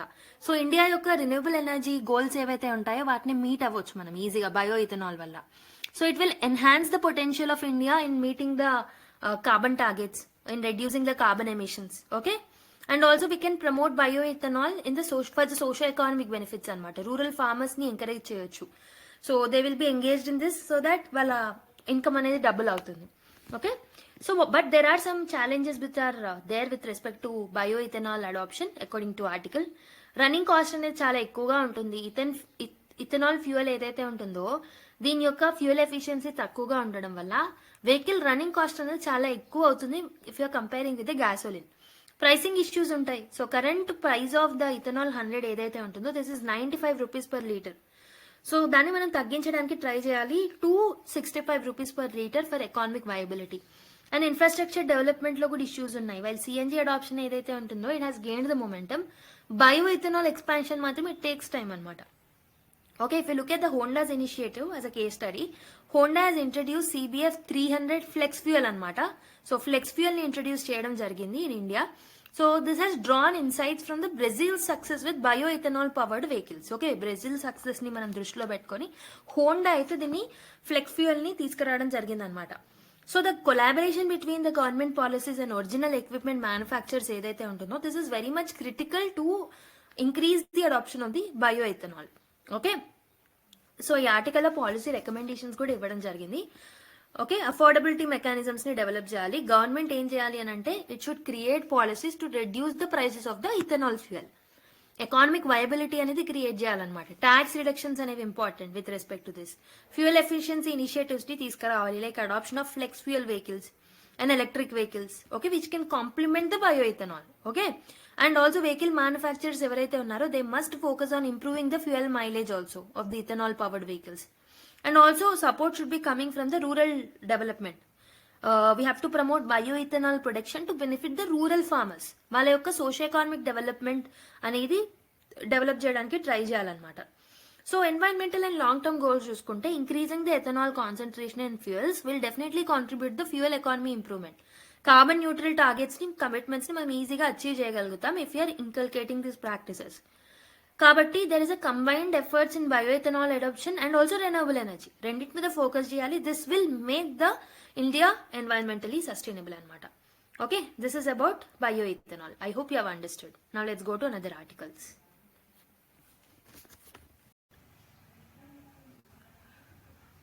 సో కొన్ని ప్రిలిమ్స్ స్పెసిఫిక్ ఆర్టికల్స్ ని డిస్కస్ చేద్దాం. సో నోట్స్ ఫ్రమ్ దావోస్ అని ఒక ఆర్టికల్ రాయడం జరిగింది. సో దావోస్ ఏదైతే ఉంటుందో ఇక్కడ మనకి world economic forum meetings, annual meetings అనేవి జరుగుతాయి అనమాట. So Davos is an annual event అని చెప్పొచ్చు, వేర్ గ్లోబల్ లీడర్స్ కానీ, పాలసీ మేకర్స్ కానీ, బిజినెస్ ఎగ్జిక్యూటివ్స్ కానీ they'll come together and they'll discuss some economic and social challenges. Okay, so social challenges ఏమున్నాయి, economic challenges ఏమున్నాయి, దానికి సొల్యూషన్ ఏముంటే బాగుంటుంది అనేది డిస్కస్ చేస్తారు. So the main focus of Davos summit will be definitely on sustainability, innovation, global cooperation, climate change reduction. వీటి మీద ఎక్కువగా ఫోకస్ చేస్తారనమాట. 2025 దావోస్ సమ్మిట్ లో ఎక్కువగా కీ డిస్కషన్స్ ఏముంటాయంటే global economic recovery on post pandemic, okay, climate change mitigation మీద talks ఉండే chances ఉన్నాయి, like adoption of green technology. So and they discuss the challenges of rising inequalities, regional conflicts గురించి మాట్లాడే chances ఉన్నాయి. So India's role ఏముంటుంది 2025 Davos summit లో అంటే India can emphasize the green growth, sustainability targets ని meet అవ్వడానికి several steps తీసుకోవచ్చు. India also can present itself as a leader in the renewable energy, digital innovation. Okay, strong representation by Indian policy makers can help in attracting the global investments also. Okay, so this should be India's stand. So once Davos meeting anta ayipoyanka regular updates వస్తూనే ఉంటాయి. Okay, so meetings కొనసాగుతున్న కొద్దీ we can actually look at regular updates from it. Okay, now let's go to another article. So now let's look at another article. Trump's exit from Paris agreement threatens future of renewable energy అని ఒక article రావడం జరిగింది.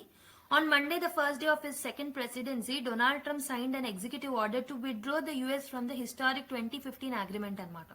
ఈ withdrawal ఏదైతే ఉంటుందో the withdrawal of the second largest polluter అని చెప్పొచ్చు. USA is the second largest polluter.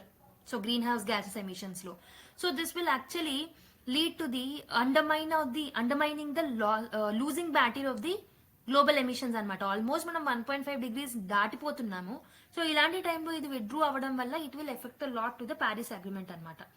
Okay, so Paris agreement అనేది మనం 2015 లో మనం సైన్ చేసుకోవడం జరిగింది.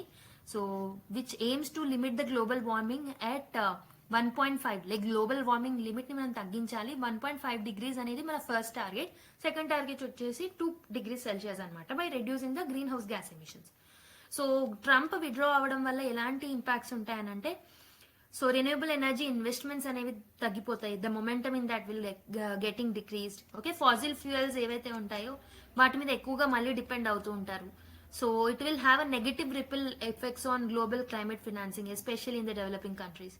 So what should be India's opportunities on this move అని అంటే, India should continue leading as a renewable energy initiative, like solar ఎనర్జీలో, wind ఎనర్జీలో we have to fill that vacuum of leadership anmata, and we have to strengthen our ties with some climate conscious nations for the joint ventures. Okay, so this is about this article. We have discussed this article in the last class only, if you have remembered.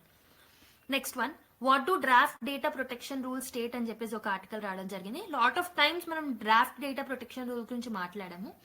So what are the purposes of the rules అంటే definitely to protect the citizens personal data and we have to regulate the data handling by companies. Key provisions ఏమేమి ఉన్నాయనేది కూడా చూసాను last టైమే. Consent based data sharing మీద, penalties for data breaches, so cross border data transfer మీద కూడా మనం focus చేసాం. But there are some challenges అని చెప్పాను. So compliance cost for business will increase definitely. Balancing privacy and innovation is a problem. Addressing the misuse of data by global tech giants will be a problem anamata. Okay, so that is about that article. Now let's go to another article. So let's look at another article. Rising illegal migration can upset India's poll mechanism అని ఒక article రావడం జరిగింది. So the key points that were highlighted in this article is illegal migration issue గురించి మాట్లాడారు. So vice president of India Jagdeep Dhankhar ఏమన్నారు అంటే, he has highlighted the illegal migration as a growing problem and he warned that it has a potential to disrupt the India's electoral mechanisms also and it may create the socio-economic challenges in India. So what will be the impact of the illegal migration on the resources and ante illegal migrants evaraithe untaro they can put immense pressure on India's resources like employment opportunities anevi tagipotayi, education facilities anevi tagipotayi, healthcare facilities kuda tagipotayi. So and it will also alter the voting patterns. Okay, illegal migrants will alter the voting patterns. While electoral outcomes ni influence chese chances unnai, especially in the regions where concentrated migration is there. Okay, and the other thing that was highlighted in this article by Jagadish Dhankar is electoral concerns also. So Vice President has also emphasized we have to safeguard the electoral process. Ilanti disruptions jaragakunda manam chusukovali. So politicians exploiting such issues for petty politics were criticized by him in this article. And next he also focused on UCC అనమాట, uniform civil code గురించి కూడా mention చేయడం జరిగింది. Okay, so Dhankhar termed this uniform civil code as a necessity for ensuring the uniformity in the laws across the country. Okay, and he criticized the people who criticized the UCC. Okay, UCC ని oppose చేసే వాళ్ళని criticise చేయడం జరిగింది అనమాట. He told that this particular UCC అనే step అనేది it will actually enhances the national unity అని చెప్పడం జరిగింది. So UCC is a part of the Article 44 అనమాట, which is a part of the DPSPs. గుర్తుపెట్టుకోండి. Next, Nehru port to enter top global ports with 10 million TEUs by 2027 అని ఒక article రావడం జరిగింది. Okay, so Nehru ports development ఏదైతే ఉంటుందో that is Jawaharlal Nehru port ఏదైతే ఉంటుందో in Mumbai. So it AIIMS to become one of the top global ports by handling 10 million 20-foot equivalent units అంటాం అనమాట. TEUs అంటే ఏంటంటే 20-foot ఈక్వివాలెంట్ యూనిట్స్ అనమాట. Okay, so by 2027 10 million TEUs కి రీచ్ అవ్వాలి అనేసి అనుకున్నారు. So the infrastructure upgrades in this particular area is, so expansion projects are under way. Okay, expansion projects ని తీసుకొస్తున్నారు, including the advanced container terminal and different berths ని పెడుతున్నారు అనమాట for larger vessels. And capacity improvement projects కూడా run చేస్తున్నారు with enhanced efficiency and competitiveness. Sustainability goals మీద కూడా target చేస్తున్నారు. Like the port is focusing on adapting the green practices including the renewable energy use, environmental management. So current role చూసుకుంటే Nehru port ఏదైతే ఉంటుందో this is almost handling 50% of India's total container cargo traffic అనమాట. So దీంట్లో మనం strategic investment చేసి it is expected to strengthen India's position in the global trade also. Okay, so this is about this article. Now let's go to the final article of the day. So Nitin Gadkari makes a pitch for using composites to make water taxis అని చెప్పేసి ఒక article రావడం జరిగింది. So he spoke about the innovative water transport mechanism అన్నమాట. So Nitin Gadkari ఏం చెప్తున్నారు అంటే, the Union Minister Nitin Gadkari has proposed using composite materials for manufacturing the water taxis. Water taxis లో కాంపోజిట్ మెటీరియల్స్ ని యూజ్ చేయాలని చెప్పేసి చెప్పారు. ఎందుకు? ఇవన్నీ లైటర్ వెయిట్ ఉంటాయి, డ్యూరబిలిటీ ఎక్కువగా ఉంటుంది అండ్ ఎన్వైరన్మెంటల్ ఫ్రెండ్లీ అనమాట ఇవన్నీ. కాబట్టి వాటిని యూజ్ చేయాలని చెప్పేసి చెప్పడం జరిగింది. And he also stole that green technology మీద మనం ఫోకస్ చేయాలి. సో కాంపోజిట్స్ అనేవి they are made of the materials like carbon fibre, కాబట్టి దాన్ని మనం స్టీల్ తో రీప్లేస్ చేయొచ్చు. దీనివల్ల మనం ఎమిషన్స్ ని కంట్రోల్ చేయొచ్చు, making them suitable for sustainable urban transport. And also he spoke about the global and domestic potential of this particular thing. Okay, so the global market for composite material is also growing rapidly అని చెప్పారు. India's shipbuilding industry ఏదైతే ఉంటుందో including the water taxes can benefit immensely because of this composite materials. And also he's told that urban connectivity గురించి చెప్పారనమాట ఈ ఆర్టికల్లో. I mean he spoke about urban connectivity also. Water taxis ఏంటి అంటే they are proposed to connect various ports of Mumbai అనమాట. దీనివల్ల road congestion అనేది తగ్గుతుంది. ఈ ఇనిషియేటివ్ ఏదైతే ఉంటుందో this will align with the urban development goals of the cities and country. దీనివల్ల మనం స్మార్ట్ అండ్ సస్టైనబుల్ ట్రాన్స్పోర్టేషన్ ని డెవలప్ చేయొచ్చు అనమాట.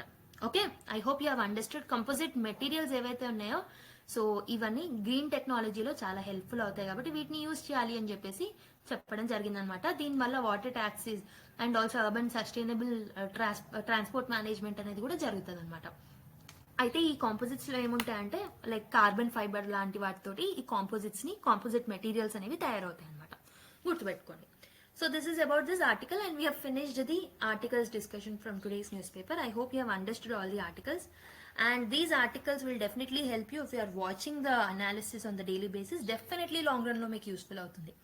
అండ్ సండే మనం సెషన్ తీసుకోకపోయినా సండే ఆర్టికల్స్ ని కూడా ఏదో ఒక రకంగా మనం కవర్ చేసేస్తున్నాం. Okay, so this can be a comprehensive solution to you for the current affairs. So along with this మేము తీసుకొచ్చే ఇనిషియేటివ్స్ ఏవైతే ఉన్నాయో ఫ్యూచర్లో that will also help you. Okay, దీంతో పాటు అవి కూడా హెల్ప్ అవుతాయి. లేకపోతే మీరు ఏదైనా రెగ్యులర్ మంత్లీ మ్యాగజైన్ ఫాలో అవుతున్నా కానీ మీకు డెఫినెట్లీ హెల్ప్ఫుల్ ఉంటుంది and you can easily understand the news articles in that. Okay, so regular బేసిస్లో మీరు న్యూస్ పేపర్ రీడింగ్ చేస్తే లాంగ్ రన్లో చాలా హెల్ప్ఫుల్ అవుతుంది. సో కొంతమంది ఏమంటూ ఉంటారంటే సో న్యూస్ పేపర్ చదవకుండా మంత్లీ మ్యాగజైన్ చదువుకుంటే సరిపోతుంది కదా అని. But so let me tell you, so news paper నుంచి like direct current affairs question డైరెక్ట్గా 10 to 15 మాత్రమే యూపీఎస్సీలో వస్తాయి. But it will help you to build the analysis అనమాట. Okay, so and also long టర్మ్లో మీకు హెల్ప్ఫుల్ అవుతుంది. So that is it for today's video and please like the video if you liked it and also please subscribe to our channel and also give your feedback to the comment box. Next class లో మళ్ళీ కలుద్దాం. Until then, take care. Bye.